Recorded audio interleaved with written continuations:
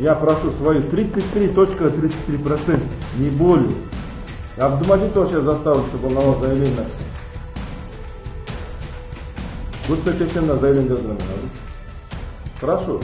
На законном основании, сколько есть, перечисляете, до пятницы мы завтра переоформляем фирму.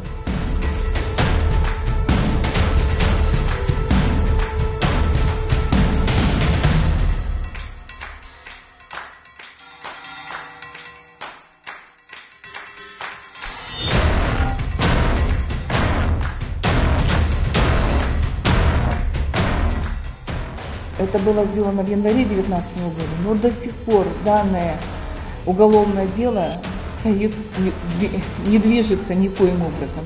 В июне месяце мы подали заявление о том, что идет рейдерский захват компании, однако органы следствия также ничего не производят по данному нашему заявлению.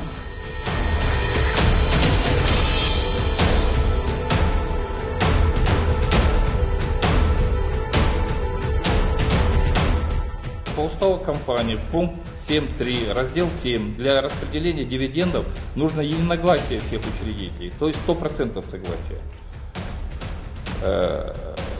Чего не было это сделано.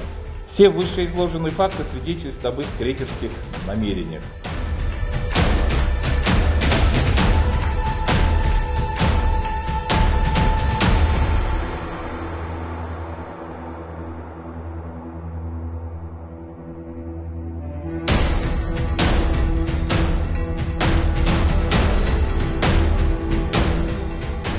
По инициативе следственных органов была назначена судебно-медицинская экспертиза.